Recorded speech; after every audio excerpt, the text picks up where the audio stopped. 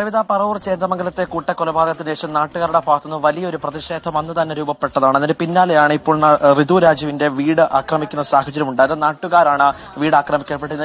ഇന്ന് വൈകുന്നേരം 7 മണിയോടുകൂടിയാണ് ഇവിടെയുള്ള നാട്ടുകാർ ഇവിടെ പ്രതിഷേധവുമായി എത്തുകയും ഈ വീട് ആക്രമിക്കപ്പെടുന്ന സാഹചര്യം നമുക്ക് ദൃശ്യങ്ങളിൽ നിന്ന് വളരെ വ്യക്തമാണ്. സിറ്റ് ഔട്ടിന്റെ മുൻവശമാണ് ഇപ്പോൾ തകർന്ന നിലയിൽ കണ്ടെത്തുന്നത്. ഒപ്പം തന്നെ ഇതിന്റെ വീടിന് മുന്നിലുള്ള ജനാലകളെല്ലാം തന്നെ തല്ലി തകർക്കുന്ന സാഹചര്യമുണ്ടായി.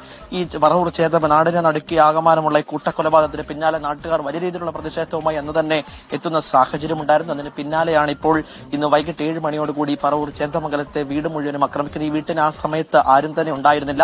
ഈ സംഭവത്തിന് പിന്നാലെ തന്നെ ഋതുരാജുവിന്റെ അമ്മയും ഒപ്പം തന്നെ അച്ഛനും മറ്റൊരു ബന്ധു വീട്ടിലേക്ക് താമസം മാറി. അതുകൊണ്ട് തന്നെ ഇവിടെ ആരും തന്നെ ഉണ്ടായിരുന്നില്ല. അതുകൊണ്ടാണ് ഈ വലിയൊരു പ്രതിഷേധം ആ സമയത്ത്. ഈ സംഭവത്തിന് പിന്നാലെ തന്നെ ഒരുപാട് മൊഴികൾ അടക്കം രേഖപ്പെടുത്തുന്ന അയൽവാസികളുടെയും നാട്ടുകാരുടെയും അടക്കം മൊഴികൾ രേഖപ്പെടുത്തുന്നതിന് വേണ്ടിയിട്ട് പോലീസ് അന്ന് തന്നെ ഇവിടെ നിൽക്കുകയായിരുന്നു. ഓരോരുത്തരെയായി മൊഴി രേഖപ്പെടുത്തുന്നതിന് പോലീസ് സ്റ്റേഷനിലേക്ക് കൊണ്ടുപോകും. പിന്നീട് ഓരോരുത്തരെ രഹസ്യമൊഴി അടക്കം രേഖപ്പെടുന്ന ഒരു നടപടിക്രമങ്ങൾ തുടർന്നുകൊണ്ടിരിക്കുകയാണ്. വൈകിട്ട് 5:30 വടക്കേക്കര പോലീസ് ഇവിടെ നിന്ന് സംഭവ സ്ഥലത്ത് നിന്ന് മാറുന്നത്. ആ 5:30 നാട്ടുകാരിൽ ചിലർ അവരെത്തി ഋതുരാജുവിന്റെ ഈ വീട് ആക്രമിക്കുന്ന സാഹചര്യം ഉണ്ടായത്. വടക്കേക്കര പോലീസ് സംഭവ സ്ഥലത്ത് ഉടൻ തന്നെ എത്തി സ്ഥിതി ശാന്തമാക്കുന്ന സാഹചര്യമാണ് ഉണ്ടായത്. ഇപ്പോൾ നിലവിൽ സ്ഥിതി ശാന്തമാണ്. 2 പേരെ ഇപ്പോൾ നിലവിൽ കസ്റ്റഡിയിൽ എടുത്തിട്ടുണ്ട്.